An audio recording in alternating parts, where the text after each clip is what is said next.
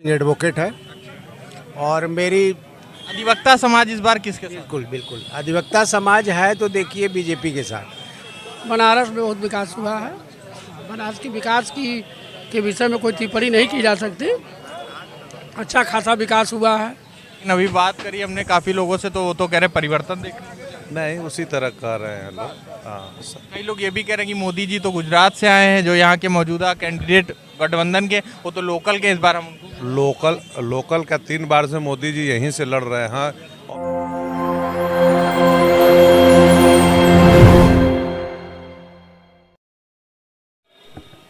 नमस्कार दोस्तों, मेरा नाम है आशीष शुक्ला और आप सभी का एक बार फिर से लखनऊ नेशन में स्वागत है। इस वक्त हम लोग मौजूद हैं उत्तर प्रदेश के सबसे ज़्यादा चर्चित और धार्मिक शहर वाराणसी में।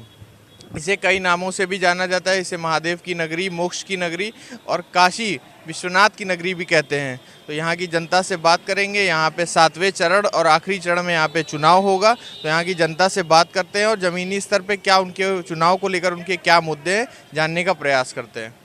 क्या नाम है? संदीप रघुवंशी। क्या लग रहा है इस बार क्या माहौल? इस बार मोदी सरकार फिर बन रही है। मैट्रिक इस बार मानेंगे? मारेंगे, उसमें कोई दो राय नहीं। लेकिन अभी बात करी हमने काफ़ी लोगों से तो वो तो कह रहे परिवर्तन देखने को मिला। नहीं उसी तरह कर रहे हैं लोग। हाँ कई लोग ये भी कह रहे हैं कि मोदी जी तो गुजरात से आए हैं, जो यहाँ के मौजूदा कैंडिडेट गठबंधन के वो तो लोकल के, इस बार हम उनको लोकल का 3 बार से मोदी जी यहीं से लड़ रहे हैं और सबसे ज़्यादा जो है यहीं आए हैं। क्या लग रहा है 400 पार का नारा सफल हो पाएगा? सफल होगा 400 पार का। और अगर बात करें विकास की तो कितना विकास? बहुत विकास हुआ है। क्या? नहीं हुआ है। सड़कें बनी है, सुविधा मिला है। लोग जो है आप दिख ही रहे हैं सब। जैसे आपने बताया कि आप एक अधिवक्ता हैं, तो ये तो बात हो गई केंद्र सरकार की। अगर बात करें राज्य सरकार की तो योगी जी का कार्यकाल कैसा? योगी जी का और अच्छा है। हाँ अपराध पे नियंत्रण पाए हैं, वो मुक्त कर दिए, जो है अपराध कम हो गया। इससे बड़ी चीज़ क्या है। लेकिन विपक्षी पार्टियों द्वारा तो बड़े आरोप लगाए जाते हैं कि भाजपा सरकार में सिर्फ गुंडा राज है, तानाशाही। ऐसा कुछ नहीं है। एक तरफा ही एक समुदाय को टारगेट किया जाता है। नहीं ऐसा नहीं है। क्या ऐसा कुछ नहीं है। जो अपराधी है उसी के खिलाफ कार्रवाई होती है। क्या नाम है? सर्वेश उपाध्याय मेरा नाम है। क्या लग रहा है इस बार कांटे की टक्कर देखने को मिलेगा या फिर एक तरफा? एक्चुअली हम लोग सरकारी कर्मचारी हैं बंधु, तो हम किसी के विषय में कोई टिप्पणी नहीं कर सकते। अच्छा, आपने पहले ही बता दिया सरकारी कर्मचारी है, तो एक बात है पेंशन की, एक मुद्दा है 2004 के बाद में पेंशन खत्म कर दी गई है, तो उसके बाद उसके ऊपर पेंशन के लिए कहना चाहूँगा कि पेंशन कर्मचारियों के बुढ़ापे का एक सहारा है और हमारे बहुत से साथी सेवानिवृत्त हो रहे हैं, तो 800, 700, 1200, 1300 उनको पेंशन प्राप्त हो रही है। तो मैं यही कहूँगा कि पेंशन बहुत बड़ा मुद्दा है और कर्मचारियों को पेंशन मिलना चाहिए। और एक बात और आपसे कहना चाहूँगा कि बच्चों को तो रोज़गार मिलना चाहिए। ऐसे रोजगार में हाँ, बच्चों को रोज़गार नहीं मिलेगा और हमको पेंशन नहीं मिलेगा तो मेरा बेटा क्या करेगा? 25 साल का मेरा बेटा हो गया है, अब पढ़ लिख करके भी नौकरी नहीं मिल रहा है। तो अगर हम बच्चों को रोज़गार नहीं मिलेगा, अगर हम लोगों को पेंशन नहीं मिल रहा है तो हम लोग बर्दाश्त किए हैं। सरकार की और भी व्यवस्थाएं हैं, सरकार को बहुत कुछ देखनी पड़ती है। तो कहीं ना कहीं हम लोग भी खाली चिल्ला करके आंदोलन करके शांत हो जाते हैं। तो बच्चों को रोज़गार दें। बकिया बनारस में बहुत विकास हुआ है। बनारस की विकास के विषय में कोई टिप्पणी नहीं की जा सकती। अच्छा खासा विकास हुआ है, काम भी हुआ है और जनता खुश भी है। लेकिन हम लोगों की एक समस्या है, आपके माध्यम से मैं पुनः एक बार कहना चाहूँगा कि पुरानी पेंशन एक हम लोगों का बहुत आवश्यक है। इससे बुढ़ापे में बड़ी तकलीफ होगी हम लोगों को। तो सब कुछ ठीक चल रहा है। मेरा व्यक्तिगत रूप से मानना है कि थोड़ा रोज़गार बच्चों को चाहिए। हमारे बच्चे नहीं, तमाम बच्चे पढ़ के मैं BA इंजीनियरिंग करके बच्चे घूम रहे हैं, तो बच्चों को रोज़गार मिले। बकिया अंतर्राष्ट्रीय स्तर पर भी भारत का नाम इस समय चरम सीमा पर चल रहा है। ऐसा कुछ नहीं है, काम हो रहा है। लेकिन कुछ जो जेन्युइन मुद्दे हैं, जैसे शिक्षा है, शिक्षा आज के दौर में सबसे महंगी चीज़ें हैं। स्वास्थ्य महंगा है। हम लोगों को तो हेल्थ कार्ड मिल गया है, ठीक है, एक बार हम इलाज करा सकते हैं, लेकिन और लोग तो रोजगार बहुत जरूरी है।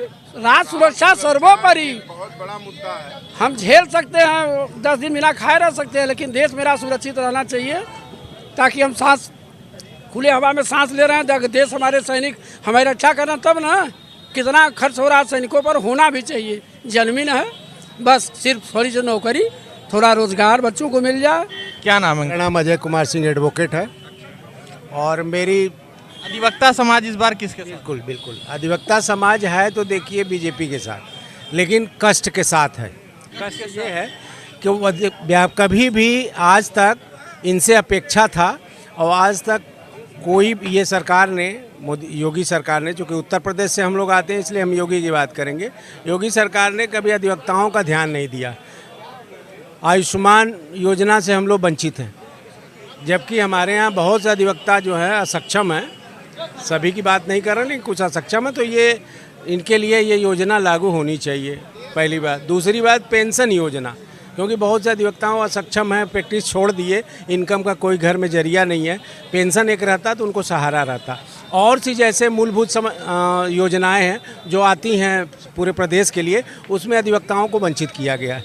तो ये हमारा आग्रह है कि इसको जो है ध्यान देना चाहिए। दूसरी बात है आरक्षण। आरक्षण में धर्म के नाम पे आरक्षण, तो हमारे बाबा भीमराव अम्बेडकर ने भी कहा था कि धर्म के नाम पे आरक्षण कतई नहीं किया जाएगा, और आज उसकी जो है अवहेलना हो रही है। अभी देखिए कर्नाटक में हुआ, अभी यहाँ पे हो गया, आपके वेस्ट बंगाल में हो गया, इसी तरह देख के और प्रदेश भी करेंगे। तो इस पे कड़ा कानून आना चाहिए, और ये सरकार से उम्मीद है कि अब जो नई सरकार आएगी या पुनः मोदी सरकार आएगी तो वो ज़रूर इस पे ध्यान देगी। आपने योगी जी की बात करी, आपने शुरुआत में राज्य सरकार की बात करी।